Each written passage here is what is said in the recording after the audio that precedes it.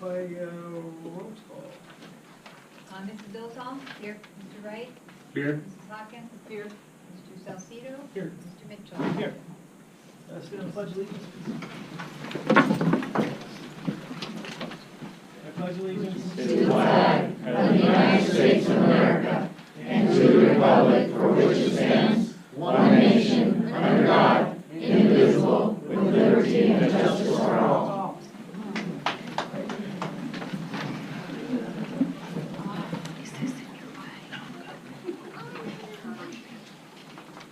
And please join for a moment of silence.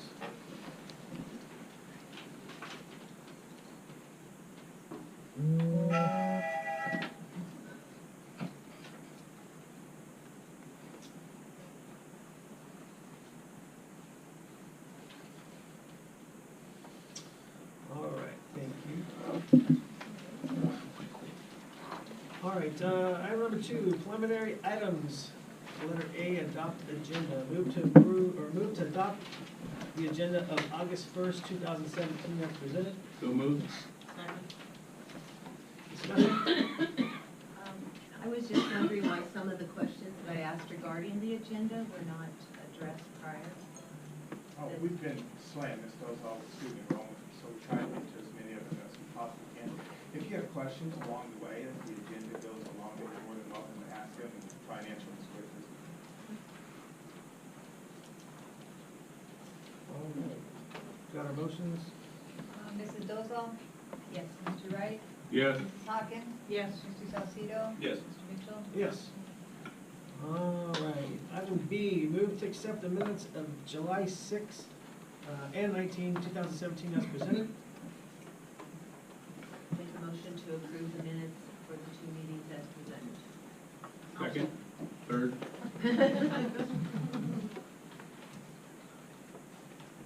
Discussion? Mrs. Dozal? Yes. Mr. Wright? Yes. Mrs. Hawkins? Yes. Mr. Salcido? Yes. Mr. Mitchell? Yes. And number 3, letter A, we have none, that's always good. Let's go ahead and start. Yeah. All right, and moving along, public comment.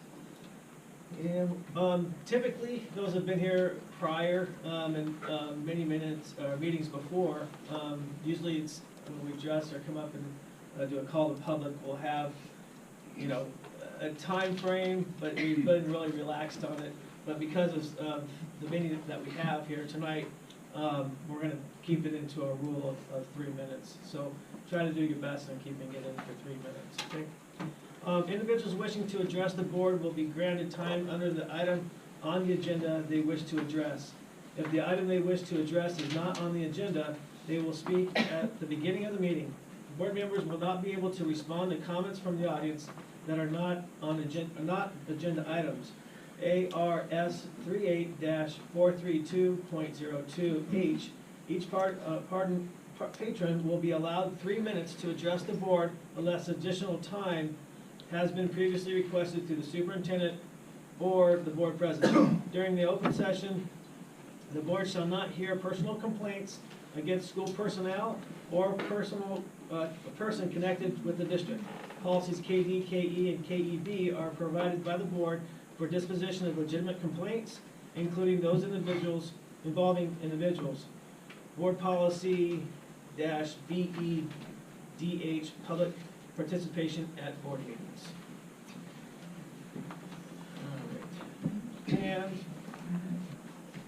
we'll go through, Nathan, would you like to address the public?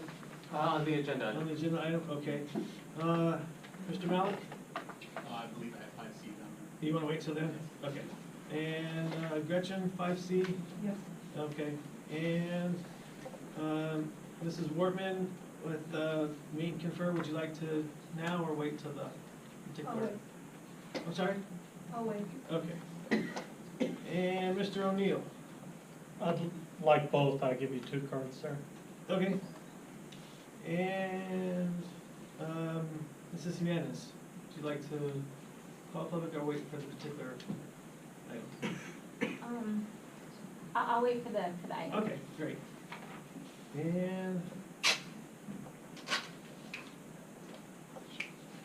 Jack Hennis? Yes. We'll defer for a little bit. Okay, you're welcome. All right. Yeah, some of them are. One's, I think, 6 feet. Yeah. All right, Mr. Mickelson.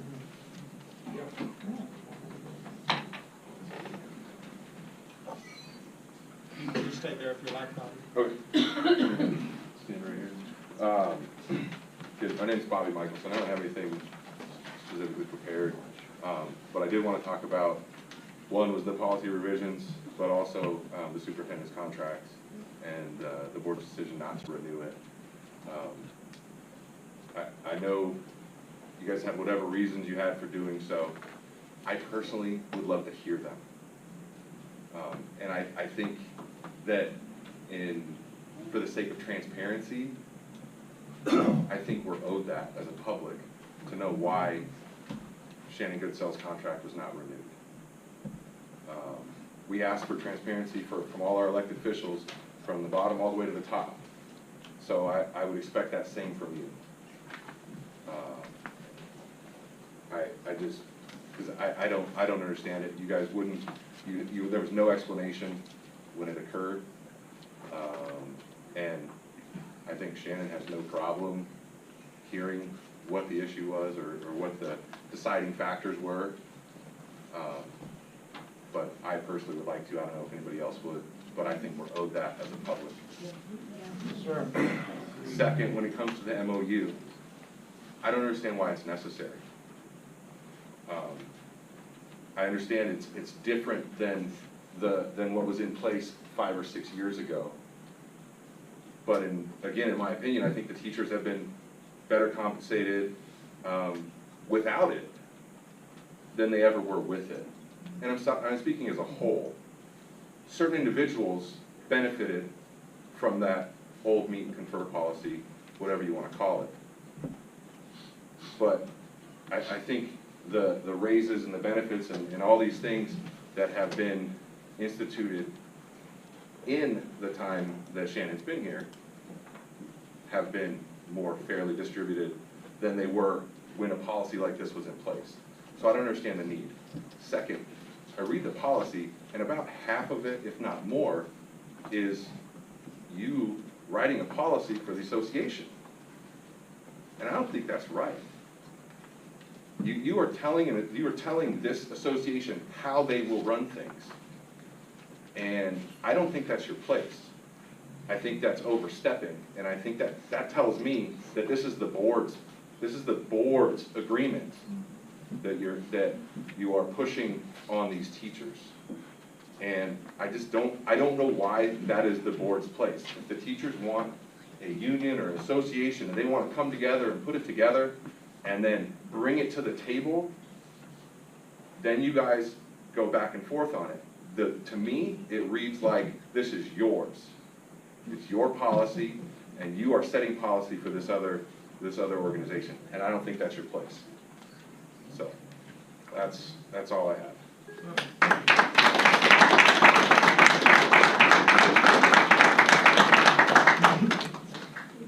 Mrs. Calloway. Calloway. My name is Amy Calloway, and I'm speaking on both of the things that Mr. Mickelson did too.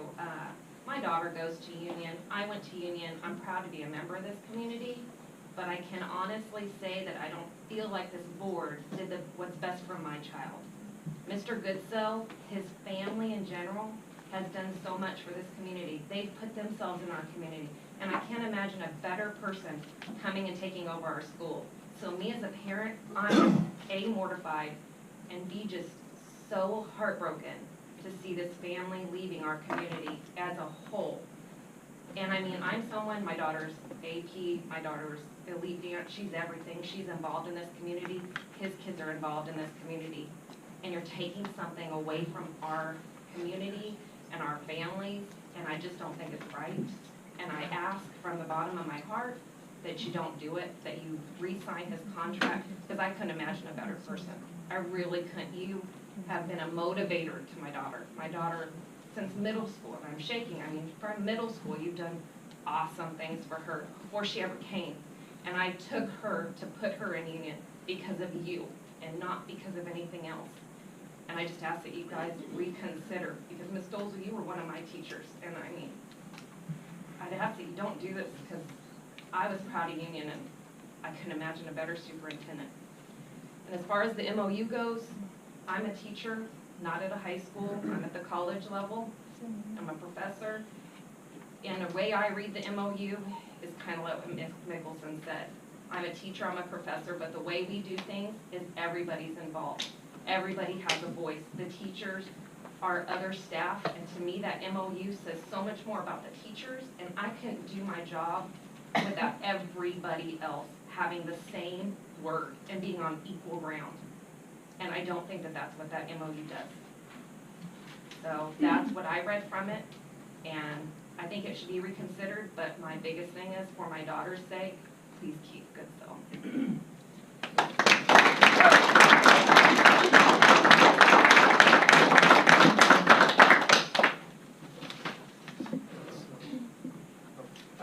Sorry. Mr. O'Neill. Because I understand you've got several people speaking, and also I'm hoping to speak to the MOU as well. I'm going to keep this really, really short. I too would really appreciate it if the board would reconsider and would sign Dr. Goodsell's contract. The bottom line of it all to me is that if you have a problem with anything he's done or is doing, please do a corrective action plan. Corrective action plans can accomplish a whole lot. One of the things that they can't accomplish is to give somebody a love for our community and a love for our community's youth. And I don't want to see those two loves lost to our community.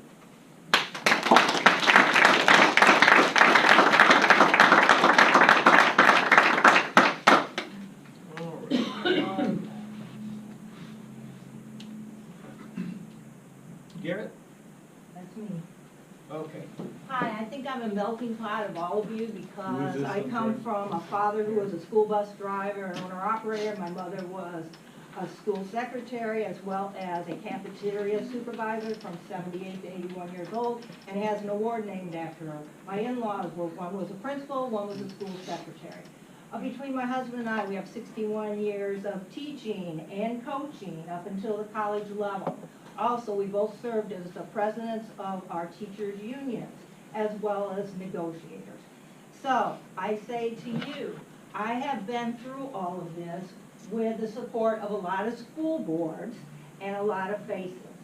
All right, I am in support here because you have someone set in the community who's contributed to the community.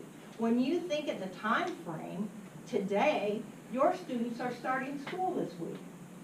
There's your superintendent. All right, if you get rid of your superintendent, who are you going to get to come to the community? Oh, I really want to apply there because they just ran the last superintendent off. Or do I want to drive a bus for that group? Or do I want to be a teacher's aide? Do I want to work in the cafeteria? What do I want to do? Is that the support you're going to get? At this time of the summer, you are not going to have any good candidates. You might get an interim superintendent from among the ranks.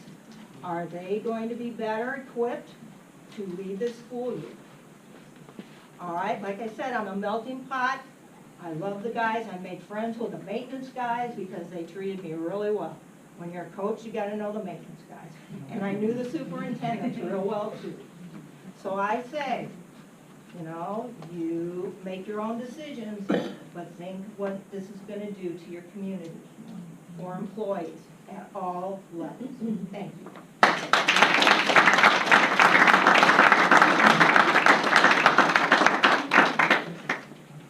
Mrs. Owen.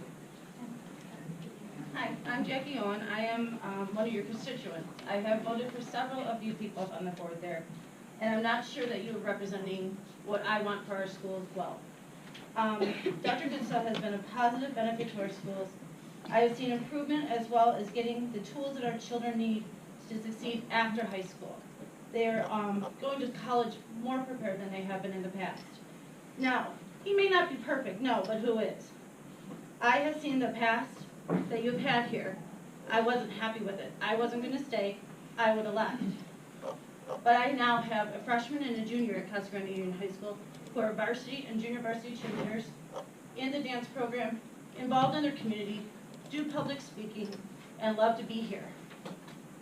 So now, as I see Dr. Goodsell making our district moving forward to better it and more competitive with the other districts that we have, and I ask you to reconsider your decision on not keeping Dr. Goodsell, because I think it's a mistake.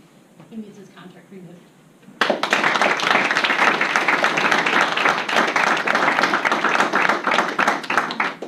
Andy? Hi. Well, I've known him only for like 2 years, I believe, good some, and I've seen him in our youth football, and he did a lot for our kids. My son plays football, and great coach, and he's moving that program into the Cougar program, and that's great. I mean, if he's let him go, I don't know, I'll go postal. No, but otherwise, but I think he's a great father. I know his son, great football player, met his wife, and he's great. I learned a lot from him, and he's a good teacher and a coach. I mean, if you let him go, I don't know what's gonna happen. I might do something. Sir, what is your name? Last name?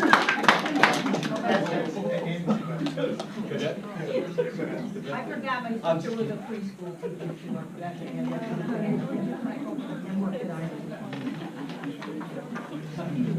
All right, Mr. Campbell. Ken? Hi, I'm Ken Campbell. I've lived in the community for 13 years or so. Son's played football since he's been a little tyke. They do well in school. My daughter does well. My daughter goes to Union High School. And don't know much about Dr. Goodsell, but what he's done for this community and the youth football, don't want to see that go. So please, keep Dr. Goodsell.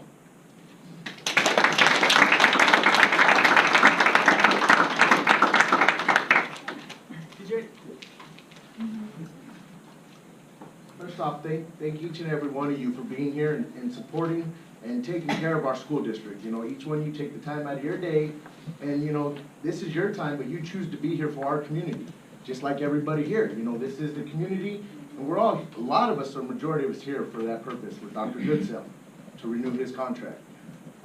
I've known him for many years. He's done many great things in this community. He drives buses, he's a coach, he helps with the youth, and he's all about the kids. The kids are the future of our community. That's what this town's about, community.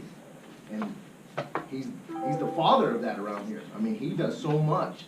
You know, he sees kids, he'll call you by name. He'll address you, you know, with his staff. I've met a lot of his staff that love Dr. Goodsell. You know, to take a man in his position away from a community like we're in, that's a big hit. And as you can see, the community's here today to support this man. And the support will continue. We will be here, as long as Dr. Goodsell is here, we will be here to support him. And like I said, thank each and every one of you. I've not met a lot of you. A few of you I do know, and I've seen you. So I just ask you as a father and my family and the children of our community to please keep this man here and keep him in our community, because he has done wonderful things. And I think that's it. Thank you. Thank you.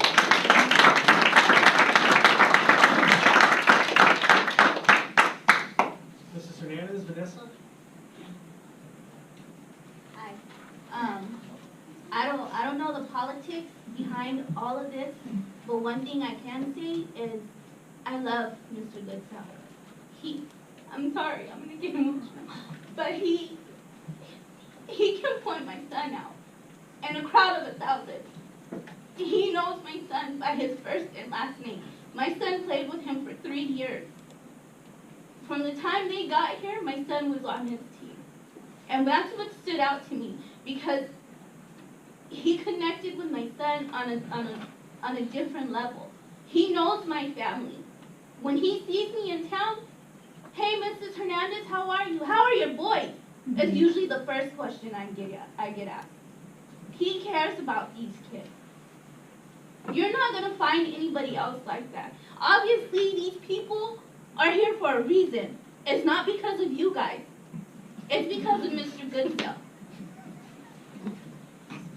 I'm pointing facts. Everybody here in a white t-shirt is for Mr. Goodself. What does that tell you about this man? Take heed to what these people are saying.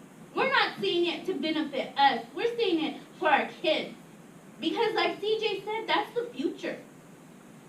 And you're gonna take something good away from them. I grew up here. And from what I've gone through, this is the best thing I can say has happened to this community. As far as these kids go. So take heed to it. Don't do it because that's what you want. Do it for the community. Because these are the people that are here on a daily basis. These are the people that deal with this on a daily basis because our kids come home and they tell us. Regardless of what we want, it's what's best for the kids.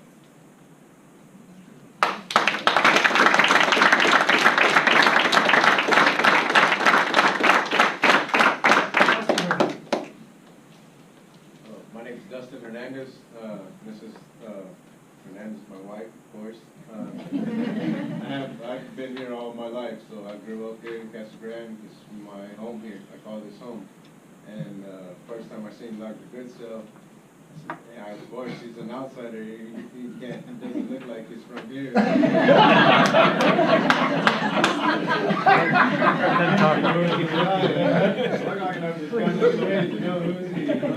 And my kids, that's the first thing that came back to me. My kids were talking about him, telling me about him.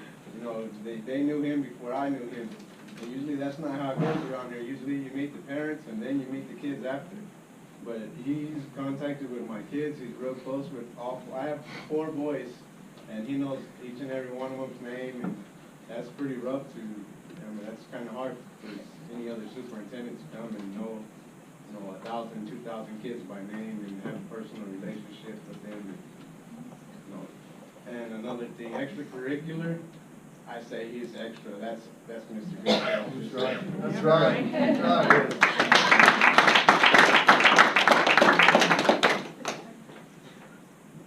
Our youth, I just want, it's been rough since growing up here. The juvenile system, the kids get in it and they can't get out. And I just say Mr. Goodself is the way out. I mean, he keep them in extracurricular activities and the streets clean up and the kids get wiser, smarter. And that's our future.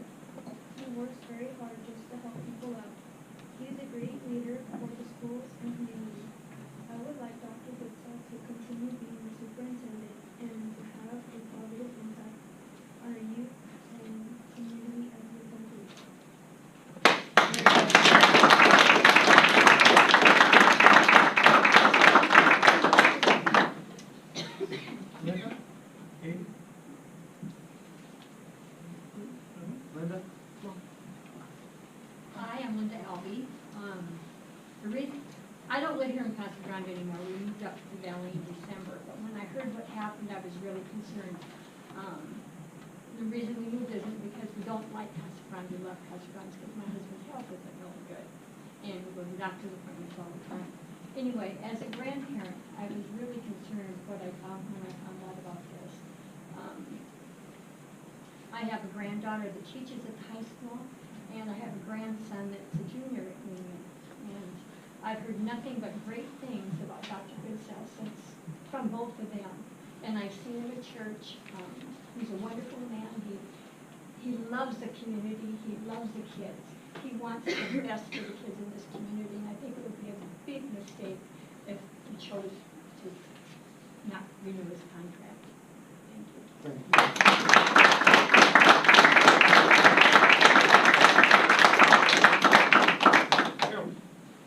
Yes, thank you for allowing me to speak. The events of the last few months surrounding Dr. Goodsell's firing and the MOU issue has left this good work of this board in shambles in this community. And, you know, there was a failure here, contractual failure, to evaluate the superintendent yearly. And that did not occur. In fact, I am told that there's not any demerits in his record, and hence there's not any corrective action that's been levied upon him, and yet he is fired. As I stand on the outside and look in, here is the two thoughts I have about why he was fired. Number one, he pulled this community in this district out of the fire when the state was getting ready to take it over, and now he's had the galling audacity to leave you a $3 million surplus in the treasury.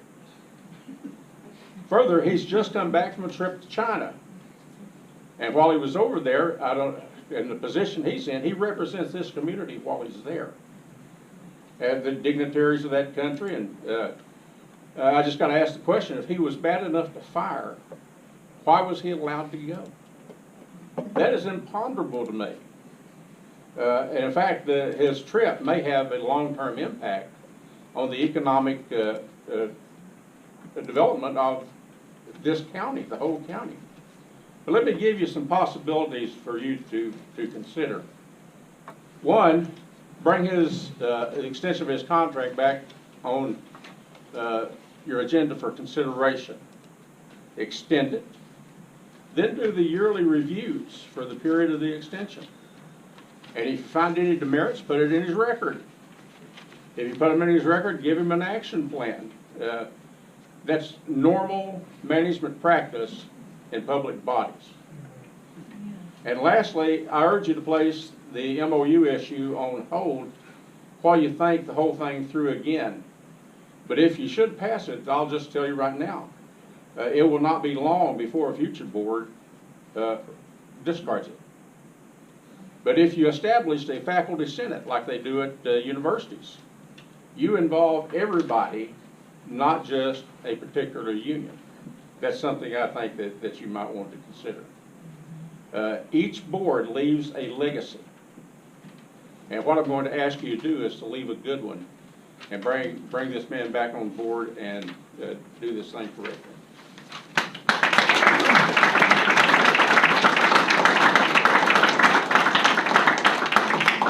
Don, do the last. Welcome back. Thank you.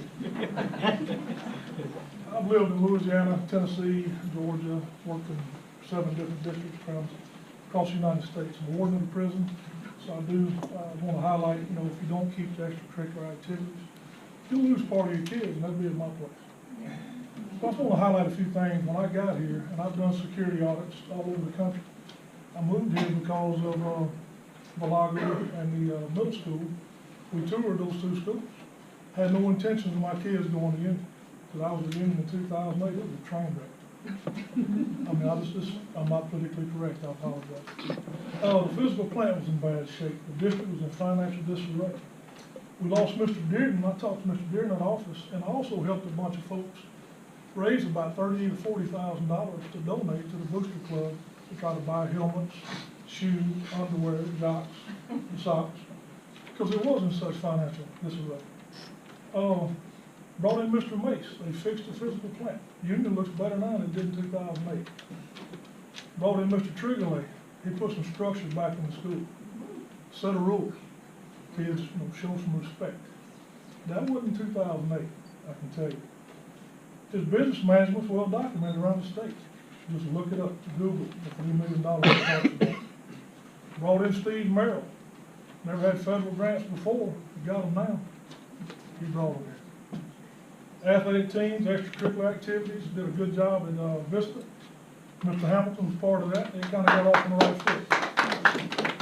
Excellent job. I wish he'd stayed in Union in 2008. He drives the buses, he coaches, he does whatever you come to him and ask him to do. Losing my glasses. The only kids I've ever heard that don't like Shannon are the ones that got on. He suspended both of mine. And both of them earned it. And I told them stay at the house and go say them sorry. They earned it. They didn't put them out, they earned both of them. Love them dearly, but they got vacation. His guidance and leadership was key to the override. Could become a political issue, folks. I'm ready to get another override going the election time soon. He praises the high performance of his teachers. He also looks at employees and brags on them daily. He does ask the teachers to do their jobs and does set some high standards. He does ask that the grades be put in on time. He does ask that you teach more than one person. Come back in the classroom. I'm friends with several of you on the board, and I respect others up there, because I too held elected office back in Louisiana. It's not easy. But you gotta say what's on your mind, put goals, objectives, and I couldn't agree more with a corrective action plan. It's all across the United States. It works. It's a shame this board has politicized your personal beliefs. And shame on you for that. And don't take it personal. What you're trying to do through the MOU, look at Chicago, look at Detroit, look all the way across California. It don't work, folks. And the next board will turn it over. Don't take anything personal. Some of you are friends of mine, but it's time to do some soul searching. Well, I'm telling you right now, it's an election issue. Thank you.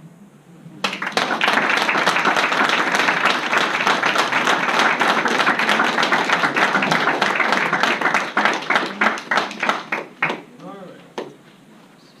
Thank you all. Public comment for B, superintendent report. Wow. I am honored and I am humbled. Wow. Thank you.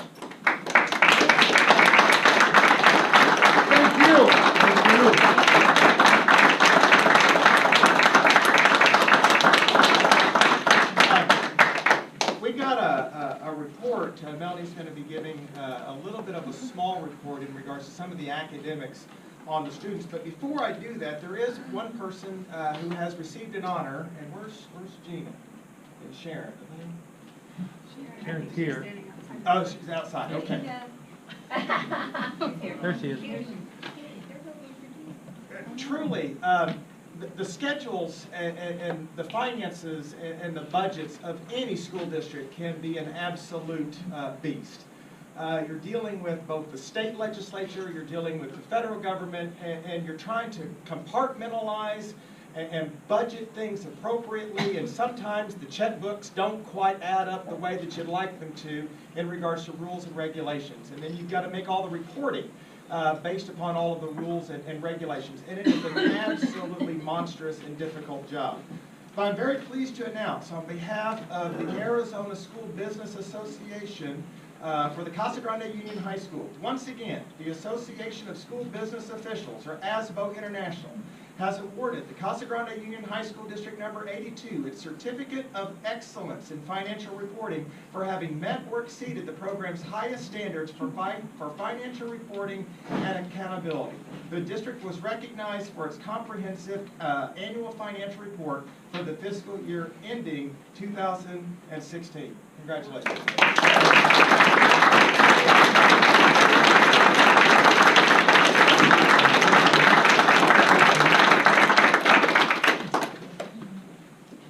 Melanie, you're up, and then I have one more thing from the superintendent's report. I didn't expect quite this large crowd. I might have dressed up a little bit.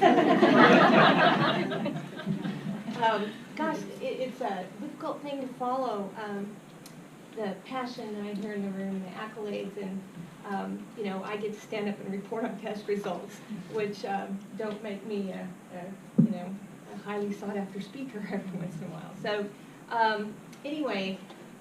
AZ Merit, we just received our results, and the state was going to hold, they embargoed those results until September, along with the A through F report for all of the districts in the state. They have since released or lifted that embargo on our testing results across the state, but they are still withholding that A through F report for all of the school districts until September. So tonight, because we have released information to the press and to the board, we're going to do, I just really feel like I'll do a very cursory kind of summation. Some of you are afraid because you've had to sit through my presentations before and they are rather lengthy. I got it. But I promise to make it brief. And what I would like to ask the board is that we have a work study session. You know, I haven't had time. We came back, we started school we had new teachers last week. We had our returning teachers this week. I spent all morning and the afternoon teaching about student learning objectives. Thank you, Mary. And so, you know, we haven't really had time to disseminate or dissect the data as a team, as teachers, as groups. And I would like us to have that opportunity and then have a board study session. That's what I've requested of Dr. Goodson, and I know that he's going to request that of the board. So you have some emails coming soon in regards to trying to set that up for calendar dates. So you know, you're talking to an old English teacher who now gets to deal with numbers all the time. Not quite as exciting and jazzed up, but I'll try. I really will try to make it interesting. Is it coming? Is it? Yeah, it's on. Okay. It's just gotta warm up. You know, and I,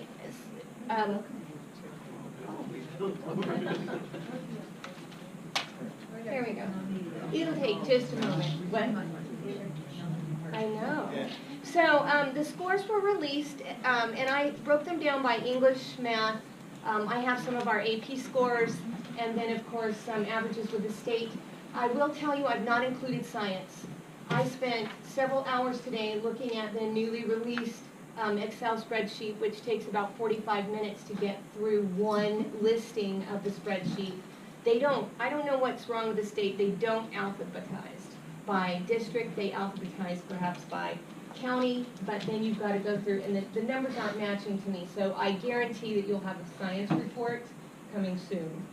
And this was emailed to everybody, correct? This was, yes. I only added a couple of items to this. This is what we released to the press. And so I'll just go down to the bigger box down here. Our state average, anything in green, well, the state average was 36% passing this year, and you can see we've got CG, CV, and VG numbers. You can see that I've broken them down from last year in comparison to this year, and then shown whether or not there was a decrease or an increase in our scores. Okay. So what I'd really like to do is go through that 5 and 10-year longitudinal data. We do 5 years at a time generally. Tonight, in essence of time, I wanted to keep it at just 1 year's comparison. So our English, as you can see, at the study session. Yep. So if you go down to our sophomores, I do have good news. Our sophomores came into us as freshmen, and they scored higher as freshmen overall as a cohort. They've continued the increase. So our sophomores all increased at the state level, and as you can see, at each of the sites. Yeah, that's good news, right? When you look at our juniors, traditionally this particular cohort has not scored as well as some of our other cohorts. And so if you look, even the state average, they decreased. Don't know. Don't know. It could be the test, right? Could be that junior level test. Could be our cohort across the board. Not quite sure. That's what I mean when I say we need some time to dissect the standards and to look at the strands of where they need to improve. And you can see Casa Verde improved 21%.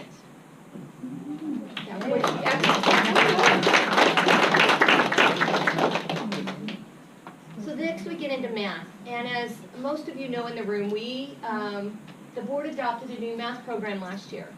Just a cautionary tale here. It takes 3 to 5 years to see and to gather results from a new program, a new curriculum. Not making excuses, it is the reality. Oftentimes when you adopt a new curriculum, your numbers actually dip and then start to come back up. What I've noticed traditionally in this district, I've been here this is going on 12 years, is we do this with our testing data. We don't have huge spikes, we don't have huge lows. We just kind of status quo. And so we're hoping with our PLCs and with our time that you all as a board have approved for us and community are supporting those PLCs weekly, we're hoping that our teachers can come together now and have those really informed and specific intentional conversations about how to help our kids. So when you look at math, Algebra 1, these are our freshmen. The state increased by 3%. You can see Casa Verde increased by 17%. That's absolutely, it's very good.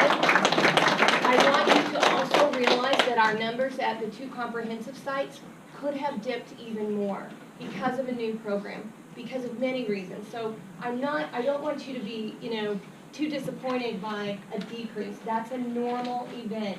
It doesn't mean that's where we want to stay, right?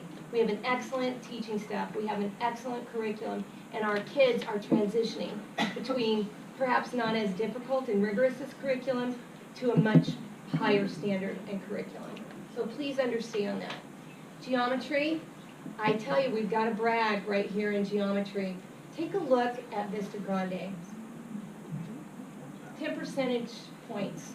That's a huge gain in 1 year. So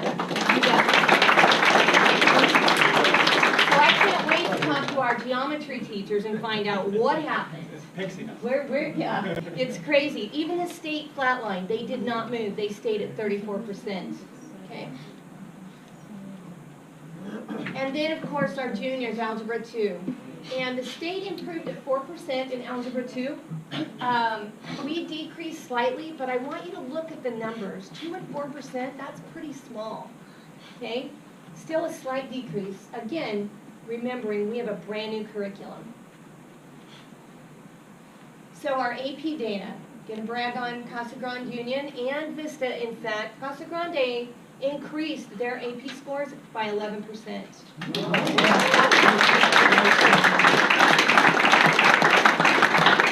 And this is a 5-year trajectory. It shows the 5-year trends. And you notice we dipped a little bit in 15-16, and they rose again in 2017, almost to where they were at 2013. So we're really happy about that. I will tell you that the data shows we have more kids testing. I'm sorry, that may be down at Vista. I apologize, just a moment. Total AP students, if you look, we had 222. When we tested in 2013, they had 158. Total number of exams, 295, and they've increased that by 407, which means more kids are taking more AP tests. I will tell you that in just a very brief conversation with Mr. Trigolay, he really believes it's because we are setting a standard of not allowing kids to drop out of those classes and really asking them to commit and stay in and not allow that movement in and out. Yeah. If I could pause for just a second, just to give you an idea of how amazing that is for the math teachers in the room. Statistical probability states is that the more that you increase the numbers of people doing something, then what happens to that bell curve is it actually starts to flatten. Right. So as in theory, under statistical probability, as we increase the numbers of students taking AP exams, actually our scores should have dropped. They didn't. They increased by 11%, which is an absolutely wonderful statistical anomaly for our kids. So, to piggyback just to follow up with what Dr. Goodsell said, when we go to Vista's numbers, Vista hasn't increased in their numbers of students testing and the number of tests given. They dropped by 1%. They are building that program. Union's had a very strong AP program for years. Understand, Vista is moving. They've got more kids, encouraging more students to take those tests. So I don't want to beat them up for a 1% increase, Miss Sully, so please don't. That's not, I do, Dr. Goodsell's correct. You increase the number of students testing, and your numbers are going to vary. Oftentimes they do fall because of that. So that is that's the initial report I had for this evening. Some of you will be proud. I think I spoke in under 10 minutes.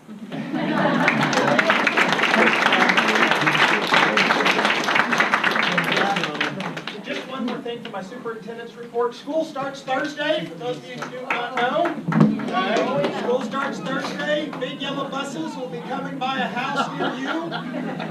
Please, please, please, make sure, and hopefully for the newspaper that gets in there, hopefully we get everybody's address. We are still in the process of building all of our bus schedules to make sure that we can get all of the students there on time. But we've got to have all the right address information into the system, because if you don't tell us where you live, we cannot come by and pick you up.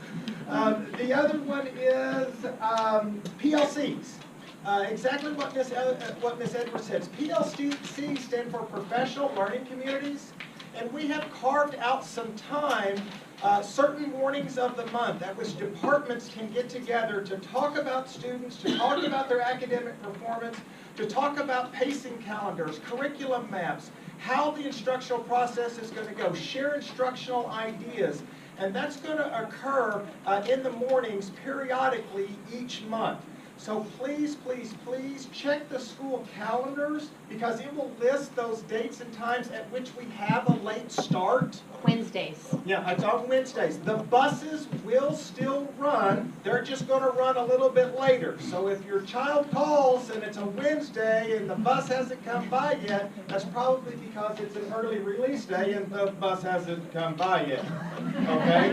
So, but it's going to be a wonderful opportunity for our teachers to collaborate, to talk about kids, talk about the instructional process. And I have seen mountains move by a group of dedicated and motivated teachers getting together to talk about kids. It is going to be awesome for our school districts. That's all I have. Thank you.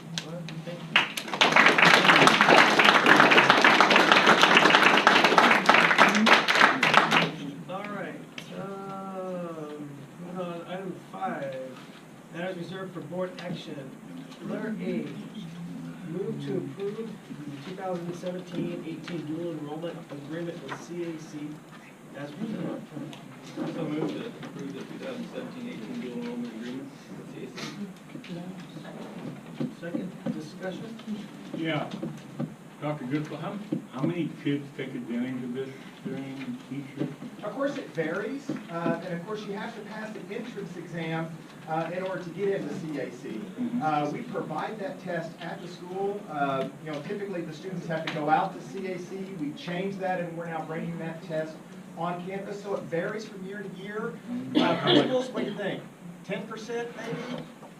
How many students participate in going out to CAC, either going out there or taking dual enrollment at our campus? It may be higher, I don't know. Quite a few. Well, we just started We're just concurrent starting. enrollment. Yeah. And so we don't offer, we don't offer dual enrollment at this point. We ask that CAC come out and we wanted a class on campus. I'm sorry, I didn't mean to interrupt, but No, I go just ahead. wanted to clarify. We asked that CAC, and we've had negotiations going for quite a while, to offer, our students have I'm sorry, I can't do that, I'll have to stand up. Our students have the opportunity to use some scholarship funding, as you know, to go out to CAC and take some early college. And so what we wanted to do as an entire administrative group, we wanted to have CAC come and offer something called concurrent enrollment. Because when we offer dual enrollment, our kids can't use that scholarship money. They have to pay to participate in a dual enrollment course. So we negotiated very well. Can you define dual enrollment? Dual enrollment means you get college credit for the course and high school credit simultaneously. If it's concurrent enrollment, it's a CAC college level. At this point, English 101 is our first course that we're offering. It just means that we're a satellite campus for CAC. So one of their instructors is teaching using our facilities, and our kids don't have to go anywhere. And they get to use their Promise for the Future, their scholarship money. And so we see that as a win-win for our students. This is the first year we've actually been able to do that. Dual enrollment, the instructor has to meet the criteria and the certification criteria of a CAC instructor. It's a master's with X amount of hours in the content area that they're teaching. We've not always had that. Okay, so we're excited at the concurrent enrollment. I don't know what the numbers are of our students going out to CAC in the summer. I can tell you that a lot of our kids go there and get their English credits out of the way or other credits. So maybe, Tom, you started to speak. Do you know numbers?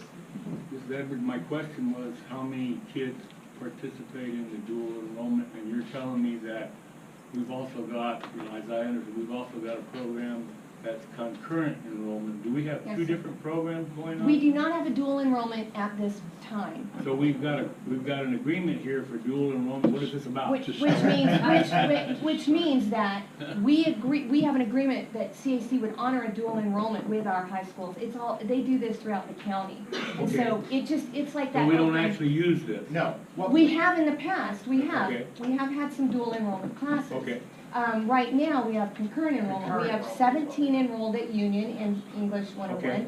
and we have 36 at Vista, I believe. Now, do we have a separate agreement for concurrent enrollment? No, nope. Let me explain the difference. Concurrent enrollment is an employee of CAC, Okay. a teacher at CAC, Okay. who comes to our campus and Okay. teaches a class for CAC. So the beauty of that situation is before, our students were forced to kind of go out there in the early mornings and then make it back, or Right. they'd have to go after school, I got and you. then have the transportation. Now they go to first hour with the school district or the site at which they're going, and then second hour, they're going to CAC because that class is just down the hall. Okay, And I then got third hour, they're back to being a high school kid. So Okay, it's a second tremendous question. opportunity. In the dual enrollment, they have a program where freshmen and sophomores can participate. Can they participate in the concurrent enrollment? I don't believe freshmen and sophomores can participate in dual enrollment. You have to be a junior or a senior. In the dual enrollment, you can. In dual and concurrent. Summer of your sophomore year. 16, yeah. I believe you have okay. to be a certain age. Okay, all right, thank you.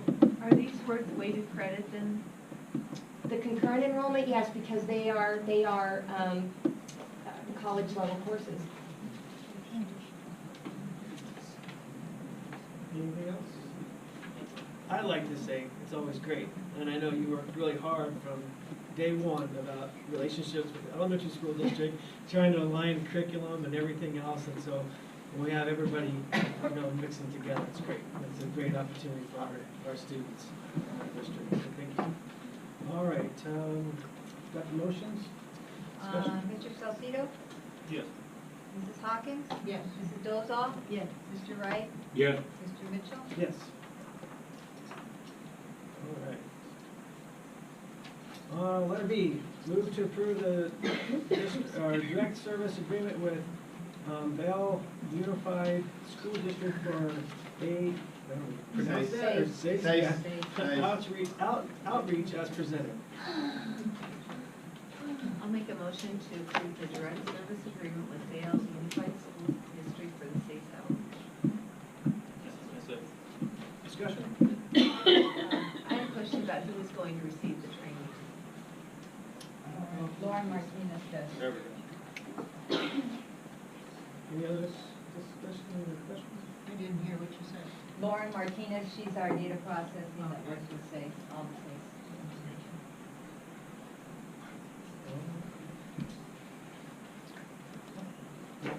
Mrs. Dolzall? Yes. Mr. Wright? Yes. Mr. Salcido? Yes. Mrs. Hawkins? Yes. Mr. Mitchell? Yes. All right, item C. And these folks wanted to address the public during a particular item. And start off with Mr. O'Neill. This is a policy revision, letter C, first reading for the meet convert. Okay, for the sake of brevity, I'm gonna cut past all of the detail and just give you my primary concern with the policy. The biggest problem I have with this agreement is the source. In my opinion, it's a misrepresentation to suggest this agreement came about as a result of a collaborative effort. If it had been a collaborative effort, the first draft would not have excluded every category of employee other than teachers. You cannot call it a collaborative effort when every major stakeholder but two have been excluded. You can't even claim that there exists a spirit of collaboration when the board's president and chairman gets upset anytime someone suggests a change be made. This agreement was a creation of a very few, and in my opinion, is being railroaded through. If you think railroading results in permanent progress, take a look at Washington, D.C. The worst part about railroading is that railroads run in two directions. As soon as an election changes who holds the majority on this board, the entire agreement, both good and bad, is going to be thrown away. The other side will most likely follow your lead and railroad their agenda through as well. This process destroys relationships. It poisons teamwork and it engenders distrust. This process has got to stop. Real permanent progress requires honest give and take. It takes acknowledging common ground and building on it. It takes courage. The kind of courage that the CGEA president showed when he accepted my invitation to meet. The open and honest conversation that ensued has frankly changed my impressions about the CGEA. It took real courage for Nancy Hawkins to accept my telephone call. When I called her office, the secretary answered. Obviously, Nancy was told it was me calling. How easy would it have been for her to dodge that telephone call? Think whatever you want about Nancy, but she's no coward. That took courage. Real permanent change takes honesty and openness. Openness and honesty that I sadly feel like have been lacking in this process. Lastly, it takes humility. Nobody gets to be Mr. Macho, beat his chest, and brag about being the winner. The hallmark of real progress is that all negotiators win a little and give up a little. When that happens, the only real big winners are our children and the staff members who take care of them. This document needs to be set aside entirely. If the old meet and confer policy was not good enough, all stakeholders need to be allowed to participate in the creation of a new one. I continue to hold out hope. I believe good people can change their behavior. I believe everyone deserves a chance. I suppose that hope is what puts me so diametrically opposed to the process I see taking place here. Look in this room. There's more than a handful of people here. All of these people are potential volunteers for the district. All of these people would like to have a hand in improving the district. Please don't exclude us.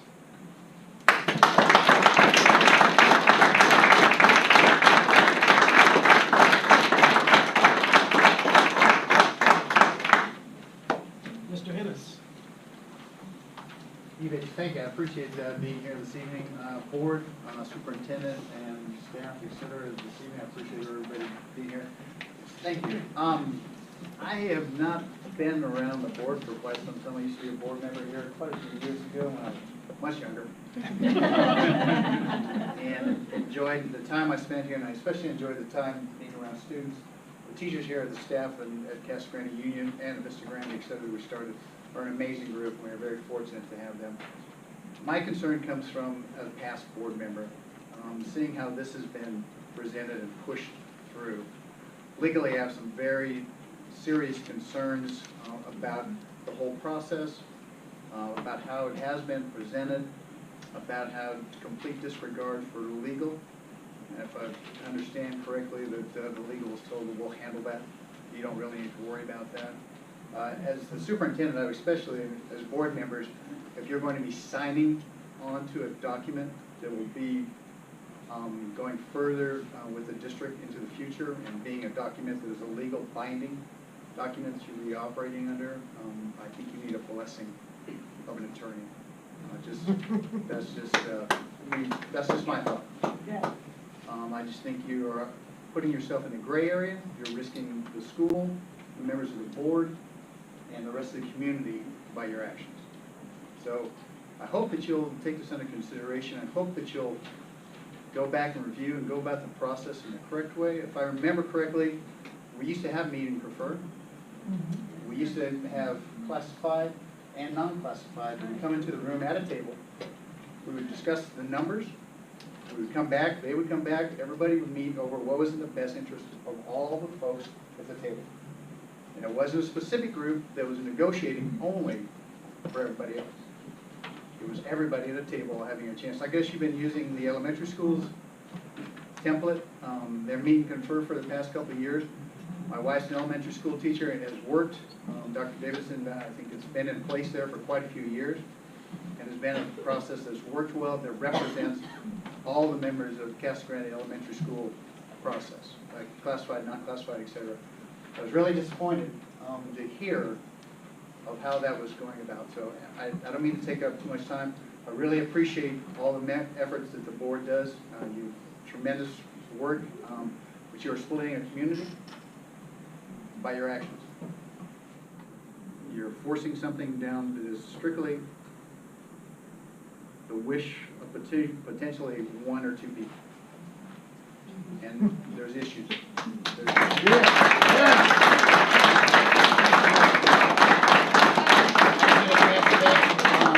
I know Mr. Goodsall, and I appreciate the time that I've got to know you. And you know, if I can do what, I don't have a paper to hold up or a white T-shirt. I do support you and appreciate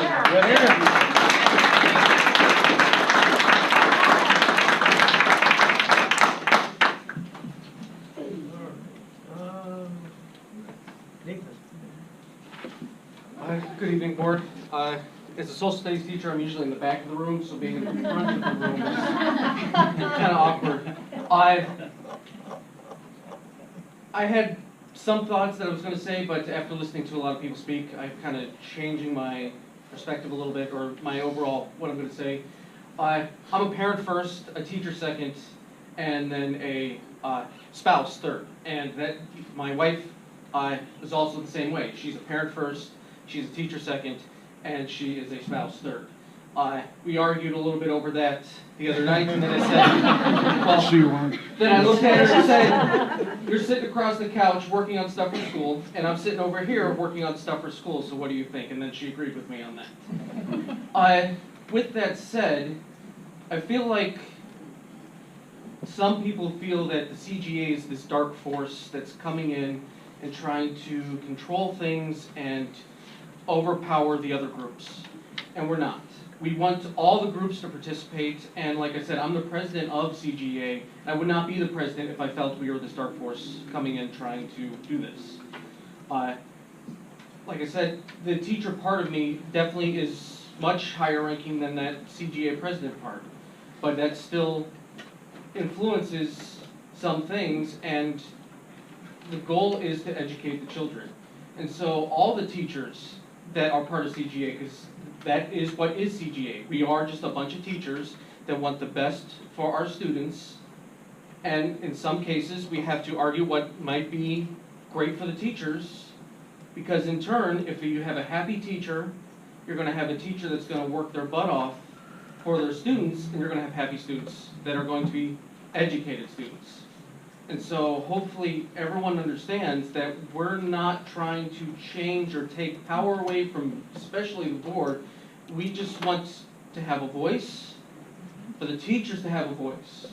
Teachers come to me all the time to talk to me about various things, and I honestly don't know if they're a member or not a member.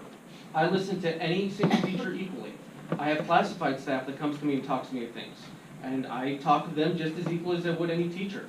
I have administrators that come and talk to me about things, and that's the goal of Meet and Confer, is to have all three groups come together, and that is what CGA is pushing for. And anyone that thinks otherwise, I just think is misinformed, and I would like them to reach out like Mr. O'Neill did, to talk to me about what our goal is. Thank you.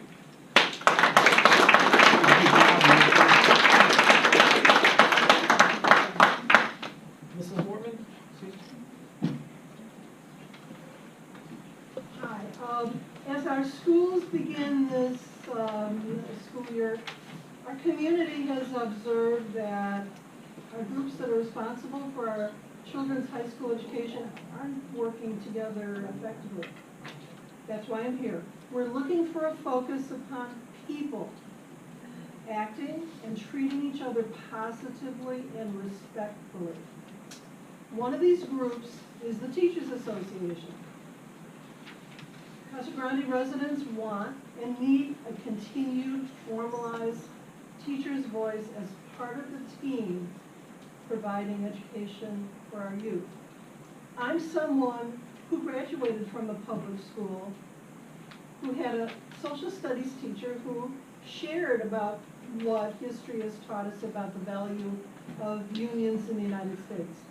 Basically, unions have done great things for working people who they use and benefit from every day of our lives.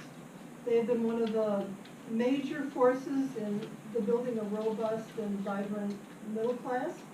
They fought over the past century to improve the lives of all of us. Some of the important developments that exist today because of unions include things like weekends, paid vacation, sick leave, social security, pensions, a 40-hour work week, unemployment insurance, child labor laws, overtime pay, 8-hour workday, not true for teachers, workplace safety laws, breaks like lunch breaks, FMLA, health care insurance,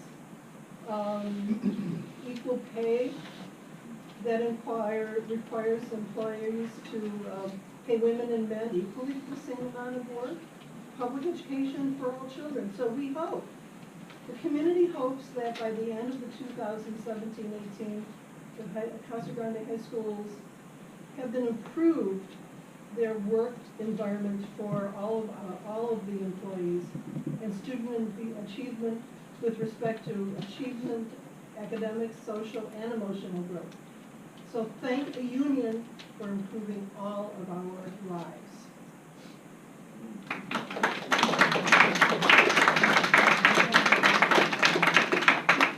Mr. Malik. Chris. Hi, I am the social studies teacher at the back of the room. Forgive me, I don't know, I'm actually really nervous. Lots of people, I'm really used to talking to a lot of people every day on a daily basis, but normally they're smaller and deeper. So I actually wrote down what I'm going to say tonight. I'm going to try to stick with that because sometimes I go off on a tangent. Hi. I think it basically stays the same, but I think you didn't change it per the way we made the changes during that last meeting.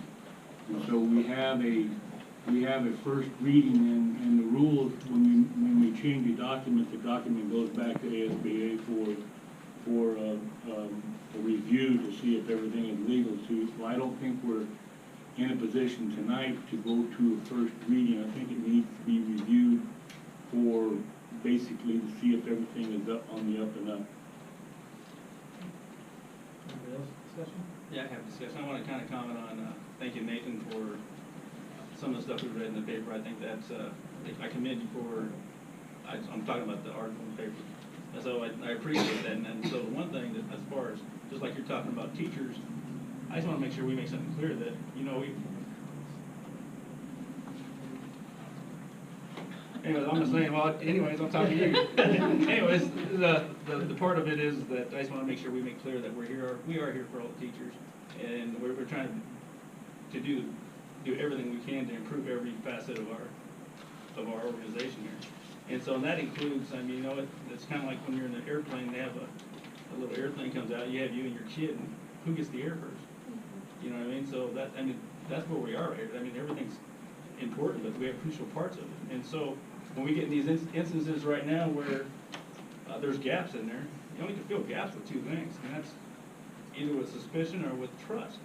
And so we have to be more transparent. And so my recommendation is to table this meet and confer deal until we can process, do our due diligence and send it to ASBA like we're supposed to, and run it by Mr. Rob Haas in legal, and then come back out here and look at it. Because I mean, we have nothing. Our job is to make sure we're following policy and following the rules, and we don't put ourselves in jeopardy of getting lawsuits and whatnot. And so it's not about teachers and picking on teachers or this, that, and the other, but it's about doing the due process and following policy to the T what we need to be doing. So my recommendation is to table this process until we do get it through ASBA and also through recommendation from Rob Haas. I say something then? Okay. About 2 months ago, I'm gonna say, the semblance of what we have on our board tonight was run by Mr. Hawes, because I definitely want his opinion on things. And except for just a few things, I think we're pretty much in compliance with everything that he said, because that was very, very, very important to me, that we were in compliance with Mr. Hawes. And since I was the one that killed this last month to try to accommodate the concerns that the administration had, and then we also amended the month before that for the classified, you know, I think personally, over 6 months period of time, I think we have worked with Mr. Hawes, because I want it to be legal, and I think we've tried to accommodate every facet and every group here in the school board to make this as fair as possible. And we've incorporated some of the elementary district verbatim, but I think we've taken our time, we've taken 6 months. And if you look at this policy that's on the board tonight, it's about 180 degrees different than when we started. So there's been a lot of input and a lot of changes made on it, and I think it's a pretty good policy now. I agree with you, Nancy, but the thing of it is following policies, when we make an adjustment, just like we did back to the first reading, on policy, it has us taking it back to ASBA and going through Rob Haas again. And so I agree with you, it's been a 180 on what it's done, but it's still following procedure and policy. And you remember Rob Haas's recommendations, we kind of went against some of these. So we didn't follow all those recommendations, so I would like to go through. Pretty much we did. The only thing we didn't, we added the administration to be recognized. No, I know, but he still had a lot more highlights on there that we kind of just disregarded. So I have no problem with it, but I still think we need to follow procedure and policy and go back through ASBA and also through legal again before you have this first reading. So that's my recommendation. Any other discussion?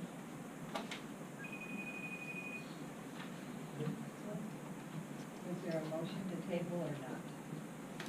I move to table this until we can get, follow procedure and get a recommendation from Rob Haas. I second. Mrs. Dozal? No. Mr. Wright? Yes. Mrs. Hawkins? No. Mr. Salcedo? Yes. Mr. Mitchell? Yes. No, I'm sorry.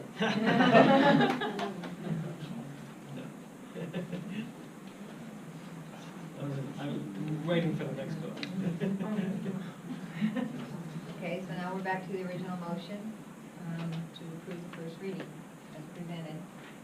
Mrs. Dozal? Yes. Mr. Wright? No. Mr. Salcedo? No. Mrs. Hawkins? Yes. Mr. Mitchell? Yes. All right, matters number 5, letter D, informational reports. Move to accept the following board informational reports as presented. Need a motion? I move to accept board information reports as presented. I second. Discussion. I have a question about the food service report. I see that it apparently we operated at a loss last month. We typically do that in the summer because we have no revenue, there's no aid. Do they provide meals for summer school? And then the transportation report, the part 1, what does it mean by the non-compliant bar? Now, that part I didn't understand, not working on transportation to clarify. Because there were quite a few of those red bars. I might have answered. I believe the non-compliant comes from when they do their bus checks in the morning. Oh, yeah, that's what it was. Anytime that there's a minor hiccup on a bus, let's say a windshield wiper needs to be replaced, and they'll get a non-compliance from the review inspector, and so then they get that report back, and then they go put another windshield wiper that meets codes and standards on it. But it's still being, okay. That's pretty standard in regards to bus inspections that happen every summer. Mr. Hamilton? Just to clarify, we do offer breakfast at Summer School. Okay. Oh, Is it primarily the free and reduced at that rate? Okay. So they don't pay And quite. we have a lot of kids at Summer School, so that's probably why it was negative. So those numbers will change significantly when school starts.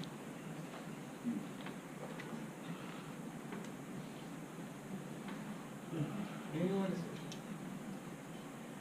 Mrs. Dolzall? Yes. Mr. Wright?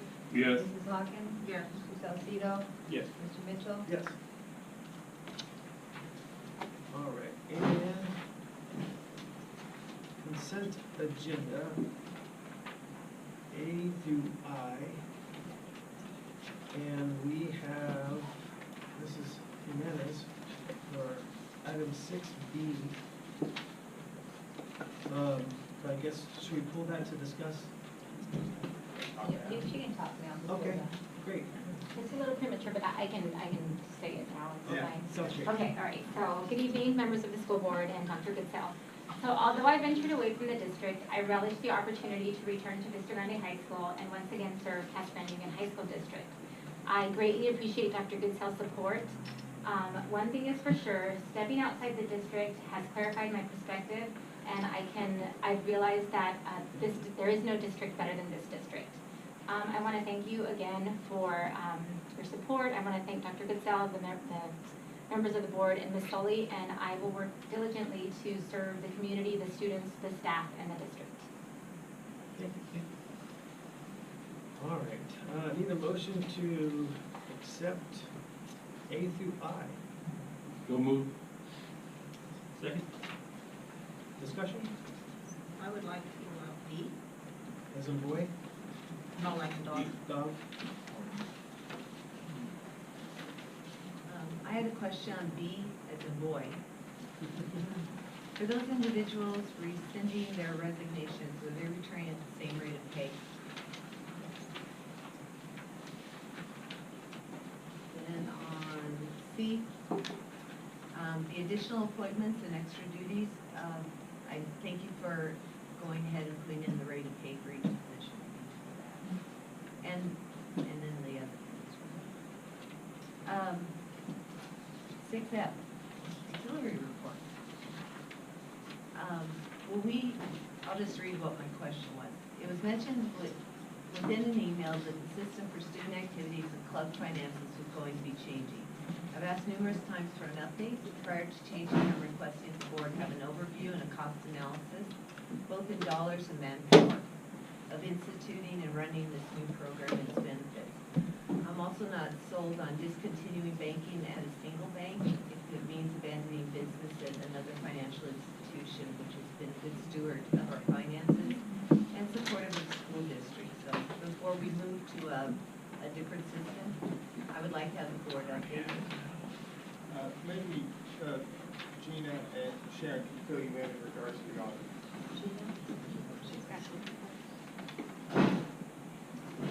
Auxiliary, activity fund. Yes. We're making you work. I'm sorry, I didn't hear the question. Question is this one.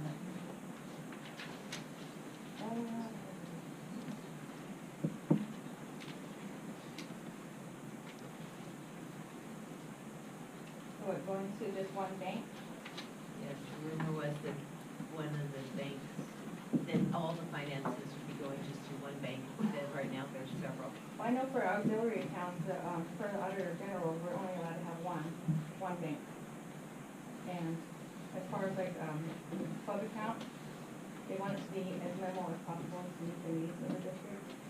So just to have better control, it's just easier to have it at one location. I don't want to see the business of the district just go to one. That's my personal, just because abandoning, some of these banks are small, and they depend on us as being their primary customer. And if it's not a regulation, I would like to keep our business with some of the local places that depend on us. I understand, and I understand your point in regards to local business. We try to use local businesses every time that we have an opportunity, because that keeps the money here in Casa Grande. For Gina and Sharon and for myself, we're stuck and bound by what our auditors are telling us to do in regards to being in compliance. I can find out if it's Sure. something that, you know. We if can you add. have multiple. Yeah, if you could ask. I know for auxiliary, like you said, it can only be one, but for the other accounts, I can see what the policy is. A couple of things on the VG account. The 103 account has the AP exams with such a large balance, 27,000. Why? For VG? I'm not sure about that, actually. Oh, actually, I did ask. The VG AP has a really large. SOS helped us out. Okay. 6H. Surplus auction items. When will the auction be? That's up to Mr. Mays. Okay, so this auction, the date on that does not represent. Have you asked any of the other departments if they would use some of that equipment? Because there's some things. Oh, yeah, repeatedly. And then what happens is we gather it all up and it goes into one spot, and then we ask one more time before it all goes out. Does that go through an email, or how is that? Mr. Mays handles that in regards to how all that is transferred, and Because how I do those know- products are sold. I know that some of the departments are interested in those. Oh, Since they're absolutely. working condition.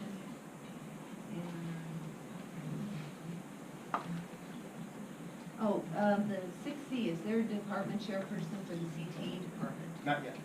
Is that going to be a position that is going to be advertised? We're having conversations about that. That has not been determined. And Carlos Jimenez was approved at the last meeting. Why is he back on? He was approved as a long-term sub at the last meeting. Now he's approved as a teacher.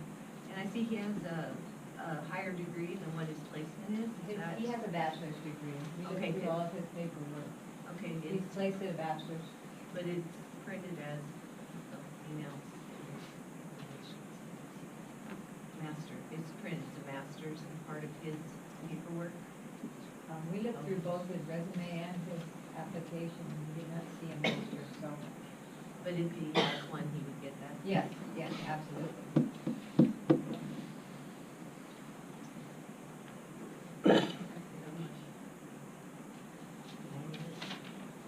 And so So we're amending the original motion to approve all items to district, unless, Mrs. Hawkins, do you have a question, or do you want to pull it completely? Well, it's a lot of money, not a lot of explanation. Yeah. Yeah. So if we can pull that, we can discuss. So Okay. we'll vote on everything and just go ahead and pull Yeah, that. so we're amending the original motion to approve all the consent, and we're removing item D. So Mrs. Hawkins made a motion to amend, so we're gonna amend it, and we need a second on the amendment. I second. Okay, so we're voting on items A through I with the exclusion of item D. So are we done with all discussion?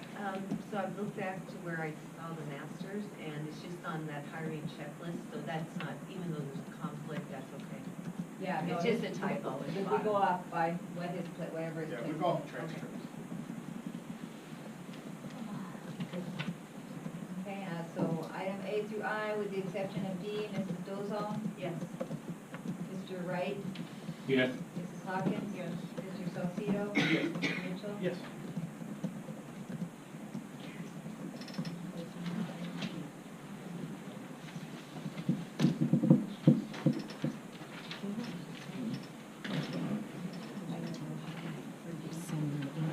Need a motion for discussion or for D, actually. I move we approve, item 6B for warrants and vouchers.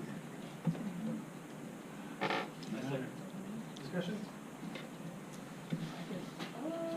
Seems like maybe there could be a little more description. Yeah, can you I like that too. Can you elaborate a little bit? I mean, we have numbers. Yeah, Well, there's 18. over $3 million. 50 to 1853. Is there, I mean, is it just removing funds? Yeah, the vouchers are $1 million and These are $500,000, another $30 million. A lot of money. And I understand the payroll ones that are out there with the Right. others.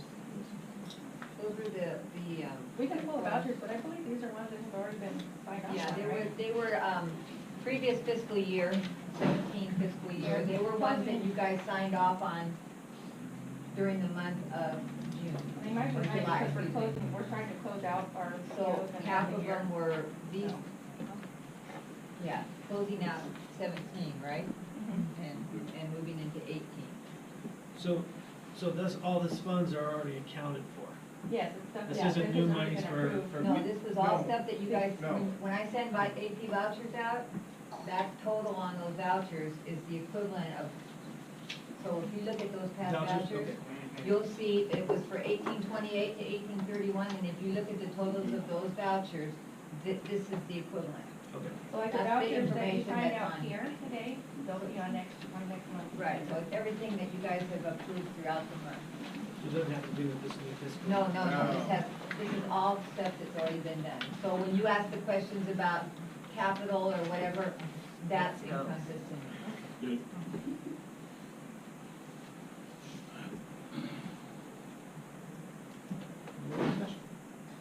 Mrs. Dozal? Yes. Mr. Wright? Yes. Mrs. Hawkins? Yes. Mr. Salcedo? Yes. Mr. Mitchell? Yes. All right, item number 7, information and discussion, unit control policy.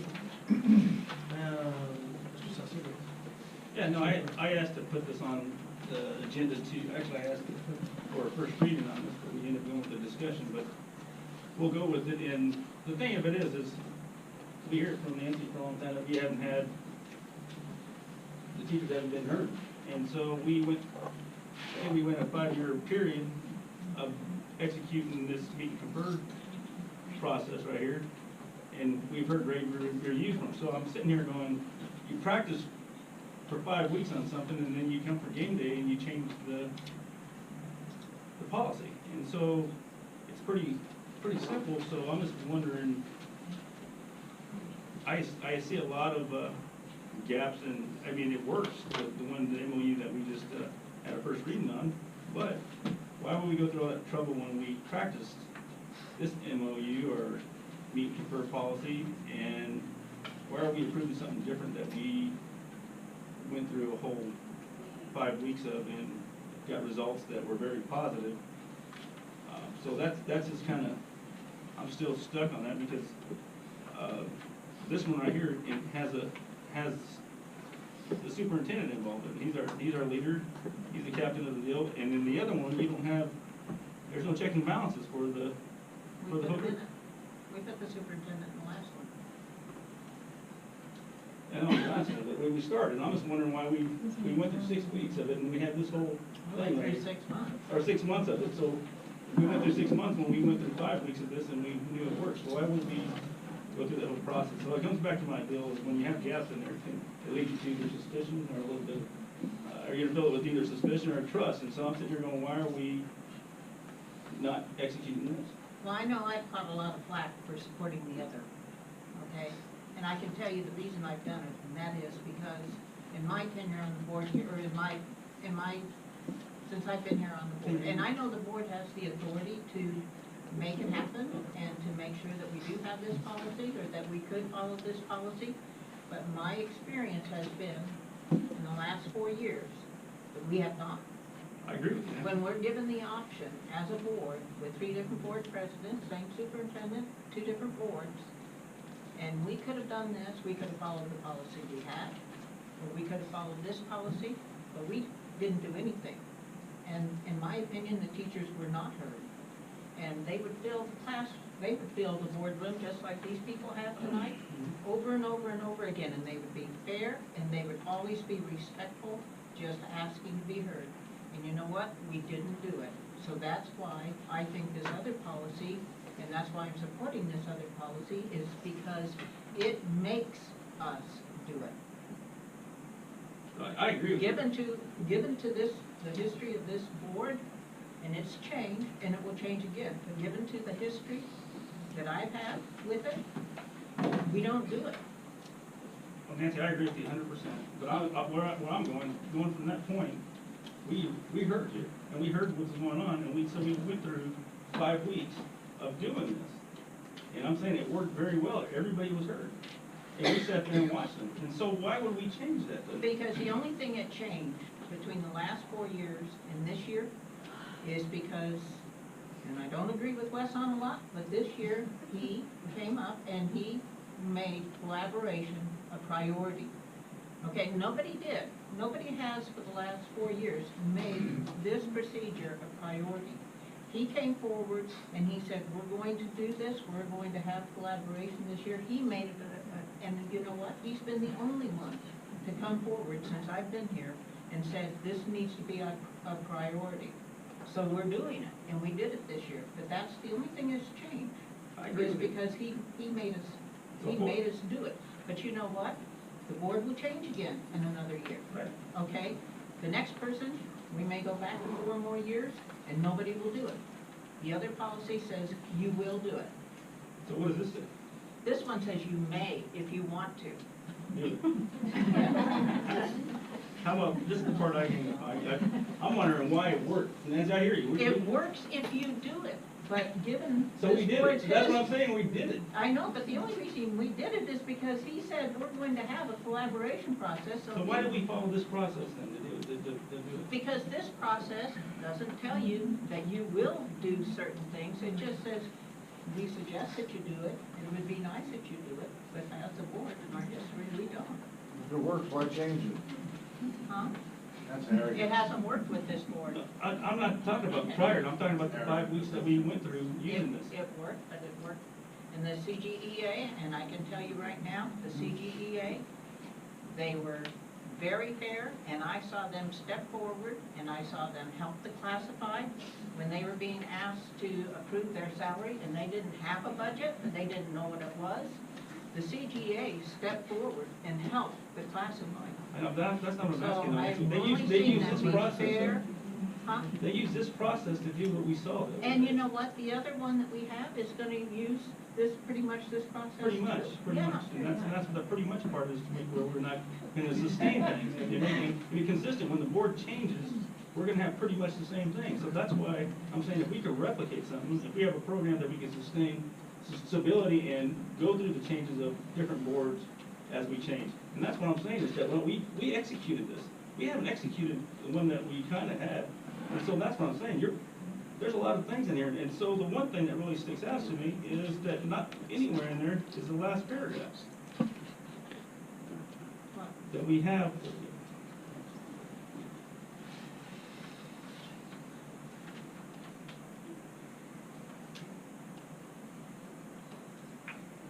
Right here, the interest-based bargaining committee may resume discussion if the superintendent should authorize the modification of any recommendation that fails to receive the approval of the governing board. So I still think what we have is very good. And I can tell you, it isn't anything like what we started with. Nancy, I guess let me clarify my question. Okay. Why would we do something for 5 weeks and then come and have great results from it and then totally change it? Or make something like that? And that's my only question. I think the process that we had for 5 weeks is So- the process we will have next year. So why don't we use that one for 5 weeks before we do it to see if we get the same results? I mean, so that's the whole thing. We're in this business for kids to get it right, not just to approve something. So,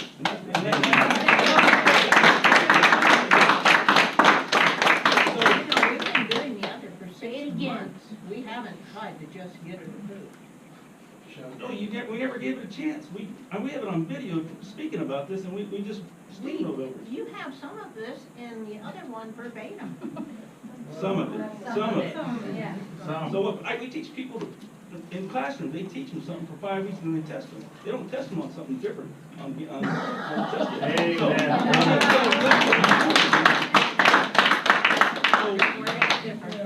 I mean, I think we have a very good policy No, we don't. together. But I'm looking for good policy. Our kids I deserve think better than I it's a just good did. policy. I mean, so that's what I'm sitting here going, no, we teach our kids to practice things, to do it. And so we're practicing this and we're not doing it. We have something that kind of looks like that. And so, kind of is not what we're practicing. We practice a certain day. We didn't And so, practice anything. We did this for 5 weeks. And I think if we want to talk about practicing for kids, I think the whole idea of coming in and having and the collaborative approach to come up with the policy has been fantastic. We've got input from everybody, and it affects everybody. And so if anybody wants to look at how policy comes alive, or bill, or anything else, we've had everybody's input from this side to that side. And we have worked hard on this policy, and we've moved it forward, and. My comment was just to say, why did we change what we set out to for 5 weeks, and then in the last hour change it? Why are we presenting to our teachers something differently than we actually, I mean, we sat there, we came out of this thing, all of us with rave reviews. We had big talks with Nathan going through it. I mean, you're going, everybody did, and now we have something different. So you're telling me if it doesn't work, we could change it, but we practiced something that we know worked. So that was my comment, so I don't have any more to say. Just wanted to put that out. Thank you.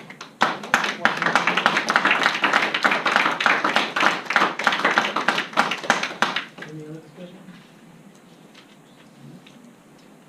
All right. Let's adjourn the meeting. Oh, you gotta vote on it. Oh, do we? Yeah. Yes. All right, you wanna vote on it? Need to make a motion. Make a motion to adjourn the meeting? Second. All in favor? Yes. Principals, on Thursday morning, are we gonna be able to come and take photos and talk to kids? Yeah, we just gotta go through the process of seeing which kids say it's okay. No, sure, we have a process for. We're trying to close out our So POs and half having of here. them were these, yeah, closing out 17, right? And moving into 18. So all this funds are already accounted for. Yes, it's stuff. This yeah, isn't new monies for. No, this was all No, stuff that you guys, no. when I send my AP vouchers out, that total on those vouchers is the equivalent of, so if you look at those past Vouchers, vouchers, okay. you'll see it was for 1828 to 1831, and if you look at the totals of those vouchers, this is the equivalent. Okay. So like the That's the vouchers that you information find that's out on. here today, they'll be on next month. Right, so it's everything that you guys have approved throughout the month. It doesn't have to do with this new fiscal. No, this is all stuff that's already been done. So when you ask the questions about capital or whatever, that's encompassed in it. Good.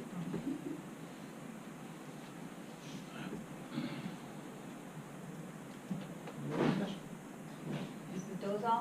Yes. Mr. Wright? Yes. Mrs. Hawkins? Yes. Mr. Salcedo? Yes. Mr. Mitchell? Yes. All right, item number 7. Information and discussion, need for policy. Mr. Salcedo. Yeah, no, I asked to put this on the agenda actually I asked for a first reading on this, but we ended up going with the discussion, but we'll go with it. And the thing of it is we hear it from Nancy for a long time, that we haven't had, the teachers haven't been heard. And so we went a 5-year period of executing this meet and confer process right here, and we've heard great reviews from them. So I'm sitting here going, you practice for 5 weeks on something, and then you come for game day and you change the policy. And so it's pretty simple. So I'm just wondering,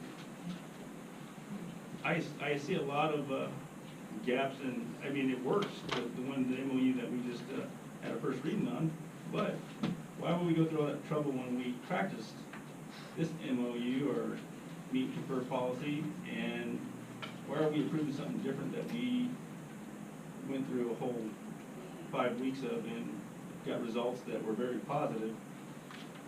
So that's just kind of, I'm still stuck on that, because this one right here has the superintendent involved in it. He's our leader, he's the captain of the deal, and in the other one, you don't have, there's no checks and balances for the whole group. We put the superintendent in the last one. I know, that's the way we started, and I'm just wondering why we went through 6 weeks of it, and we had this whole We thing went right through here. 6 months. Or 6 months of it, so we went through 6 months when we went through 5 weeks of this, and we knew it worked, so why wouldn't we go through that whole process? So it comes back to my deal, is when you have gaps in there, it leads you to either suspicion or a little bit, or you're gonna fill it with either suspicion or trust, and so I'm sitting here going, why are we not executing this? Well, I know I've caught a lot of flack for supporting the other, okay? And I can tell you the reason I've done it, and that is because in my tenure on the board, or since I've been here on the board, and I know the board has the authority to make it happen and to make sure that we do have this policy, or that we could follow this policy, but my experience has been, in the last 4 years, that we have not. I agree with you. When we're given the option as a board with 3 different board presidents, same superintendent, 2 different boards, and we could have done this, we could have followed the policy we had, or we could have followed this policy, but we didn't do anything. And in my opinion, the teachers were not heard. And they would fill the class, they would fill the boardroom just like these people have tonight, over and over and over again, and they would be fair, and they would always be respectful, just asking to be heard. And you know what? We didn't do it. So that's why I think this other policy, and that's why I'm supporting this other policy, is because it makes us do it. I agree with you. Given to this, the history of this board, and it's changed, and it will change again, but given to the history that I've had with it, we don't do it. Well, Nancy, I agree with you 100%. But where I'm going from that point, we heard you, and we heard what was going on, and so we went through 5 weeks of doing this. And I'm saying it worked very well. Everybody was heard. And we sat there and watched them. And so why would we change that, though? Because the only thing that changed between the last 4 years and this year is because, and I don't agree with Wes on a lot, but this year he came up and he made collaboration a priority. Okay, nobody did. Nobody has for the last 4 years made this procedure a priority. He came forward and he said, we're going to do this, we're going to have collaboration this year. He made it, and you know what? He's been the only one to come forward since I've been here and said, this needs to be a priority. So we're doing it, and we did it this year. But that's the only thing that's changed. I agree is with you. because he made us do it. But you know what? The board will change again in another year. Right. Okay? The next person, we may go back 4 more years, and nobody will do it. The other policy says you will do it. So what does this say? This one says you may if you want to. Really? How about, this is the part I'm wondering why it worked. Nancy, I hear you. It works if you do it, but given So we this did it. board's That's what I'm history- saying, we did it. I know, but the only reason we did it is because he said we're going to have a collaboration process, So why do we follow this process then to do it? Because this process doesn't tell you that you will do certain things, it just says, we suggest that you do it, it would be nice that you do it, but as a board in our history, we don't. If it works, why change it? Huh? That's arrogant. It hasn't worked with this board. I'm not talking about prior, I'm talking about the 5 weeks that we went through using this. It worked, but it worked in the CGEA, and I can tell you right now, the CGEA, they were very fair, and I saw them step forward, and I saw them help the classified when they were being asked to approve their salary, and they didn't have a budget, and they didn't know what it was. The CGA stepped forward and helped the classified. I know, that's not what I'm asking. So I've They only use seen this them be process. fair. Huh? They use this process to do what we saw. though. And you know what, the other one that we have is gonna use this, pretty much this process too. Pretty much. Yeah, And that's what the pretty much part is, to make where we're not gonna sustain things. And to be consistent, when the board changes, we're gonna have pretty much the same thing. So that's why I'm saying if we could replicate something, if we have a program that we can sustain stability and go through the changes of different boards as we change. And that's what I'm saying, is that when we executed this. We haven't executed the one that we kinda had. And so that's what I'm saying, there's a lot of things in here. And so the one thing that really sticks out to me is that not anywhere in there is the last paragraph. That we have.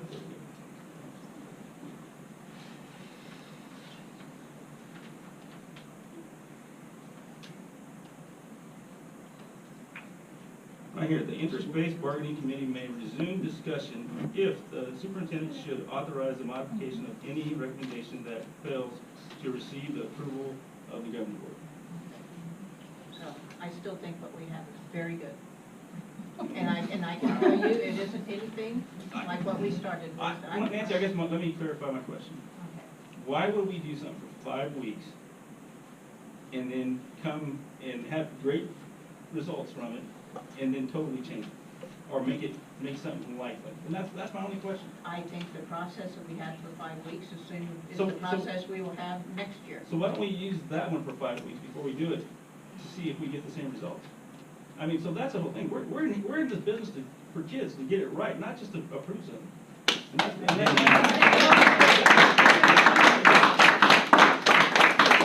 We've been doing the other for 6 months. We haven't tried to just get it approved. no, we never gave it a chance. We have it on video speaking about this, and we just steamrolled over it. You have some of this in the other one verbatim. Some of it. Yeah.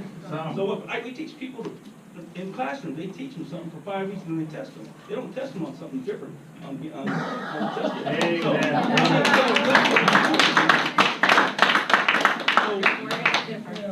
I mean, I think we have a very good policy that's put together.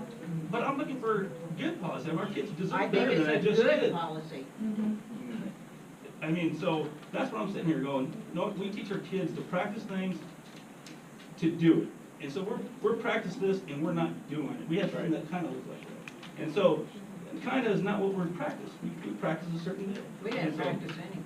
We did this for 5 weeks. And I think if we want to talk about practicing for kids, I think the whole idea of coming in and having a collaborative approach to come up with the policy has been fantastic. We've got input from everybody, and it affects everybody. And so if anybody wants to look at how policy comes alive, or bill, or anything else, we've had everybody's input from this side to that side.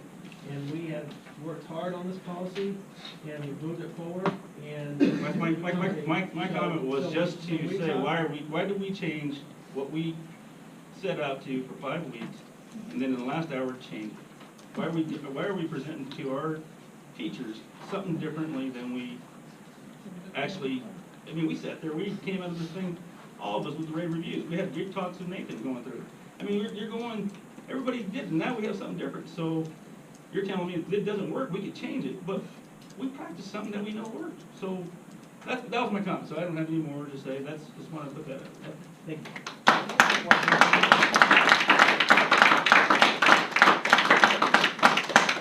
Any other discussion? All right. Let's adjourn the meeting. You gotta vote on it. Oh, do we? Yeah. Yes. All right, do you want to vote on it? Need to make a motion. Make a motion to adjourn the meeting? Second. All in favor? Yes. Principals, on Thursday morning, are we gonna be able to come and take photos and talk to kids? Yeah, we just gotta go through the process of seeing which kids say it's okay. No, for sure, we have a process for